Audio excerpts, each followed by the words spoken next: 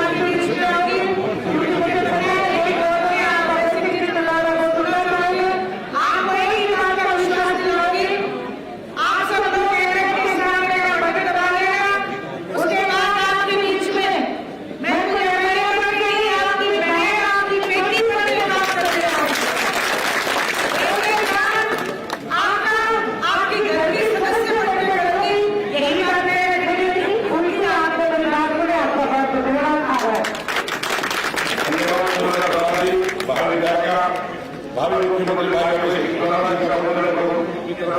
धन्यवाद करता हूँ और आप लोगों को करता हूँ कि आप लोग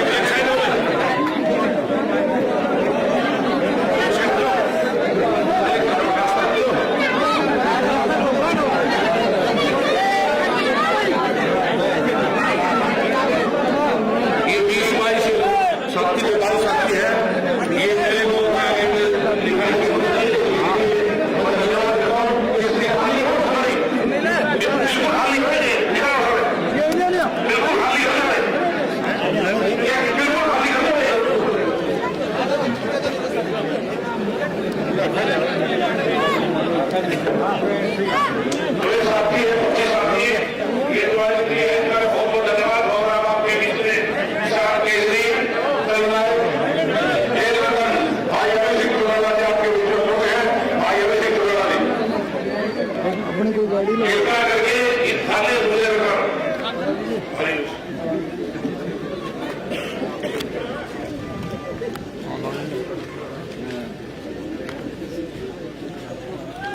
अपनी कोई गाड़ी नहीं है क्या आगे उसके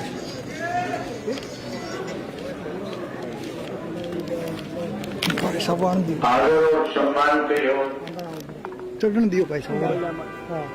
इंडियन नेशनल लोकदल पार्टी के हटियो भाई साहब। जिला के अध्यक्ष सरदार बलविंदर सिंह कैरो जी, इंडियन नेशनल लोकदल पार्टी और बहुजन समाज पार्टी की उम्मीदवार श्रीमती सुनैना चौटाला जी, मेरे साथ में आए हुए बहुजन समाज पार्टी के और इंडियन नेशनल लोकदल पार्टी के सभी वरिष्ठ नेतागण, गांव गोरखपुर के आदरणीय बुजुर्गों, नौजवान साथियों, सम्मान के योग्य माताओं, बहनों, पत्रकार सहायकार दोस्तों,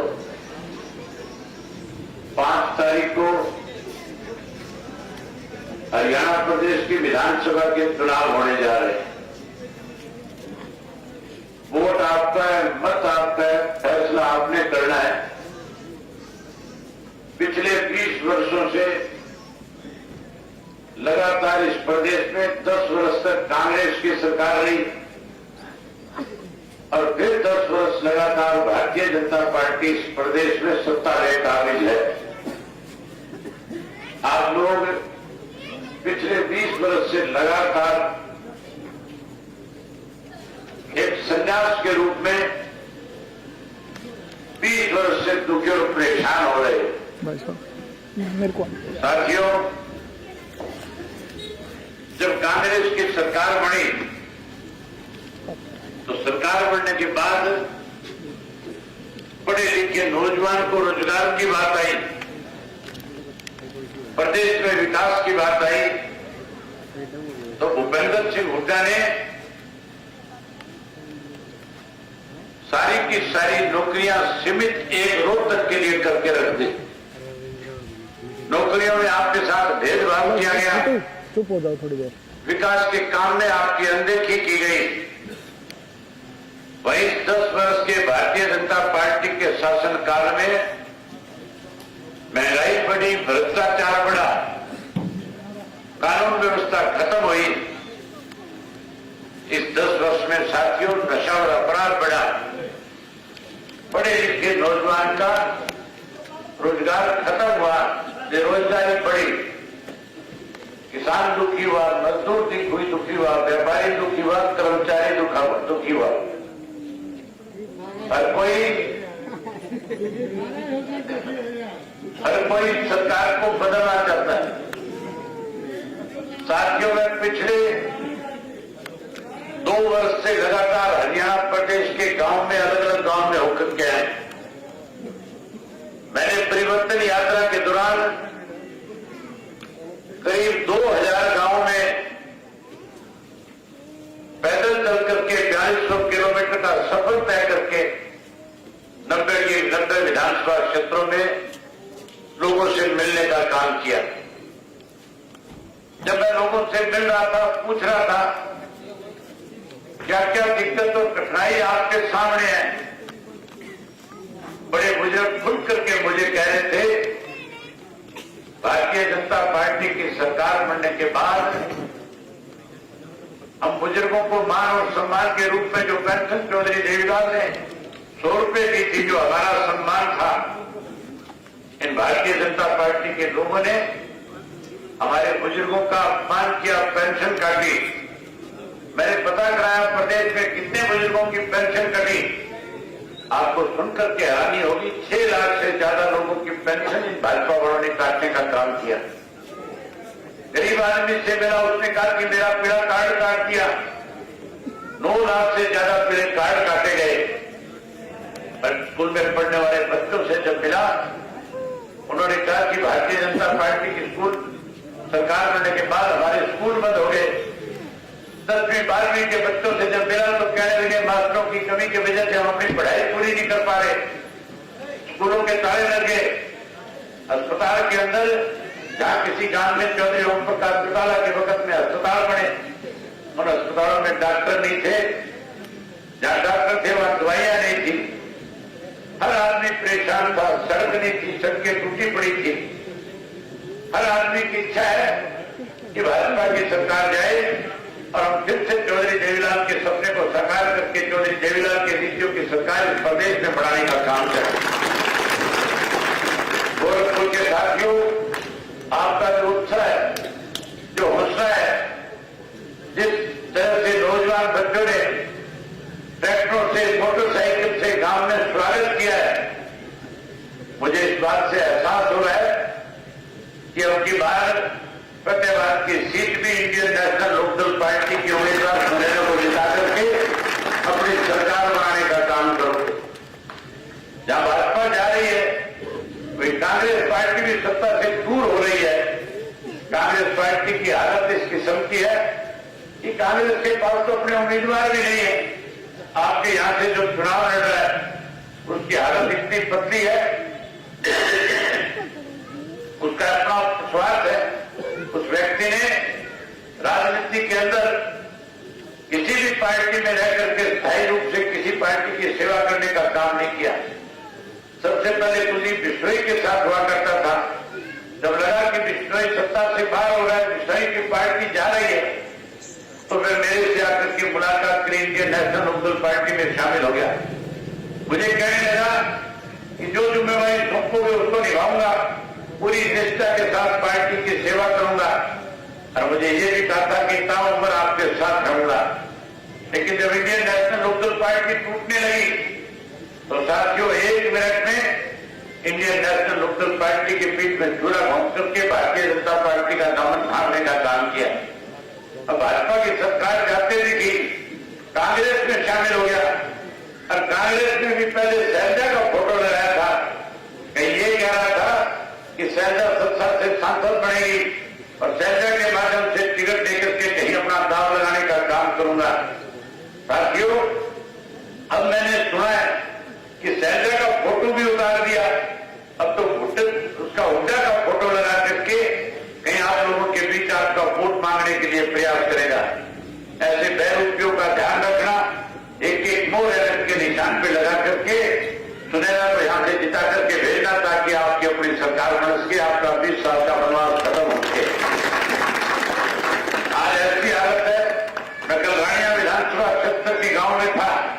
रानिया विधानसभा क्षेत्र में कांग्रेस पार्टी ने जिसे टिकट दे करके भेजा है, उसे कोई जानता तक भी नहीं है। आज सत्ता की पार्टियों की 5 seat Indian National Lokdal party जीतने जा रही है। मेरे सामने जिसे प्रत्याशी बना करके भेजा है, शायद आपने उसका सोशल मीडिया पे वीडियो देखा होगा। किस तरह से वो व्यक्ति लोगों के बीच में जब जाता है तो अपने आप को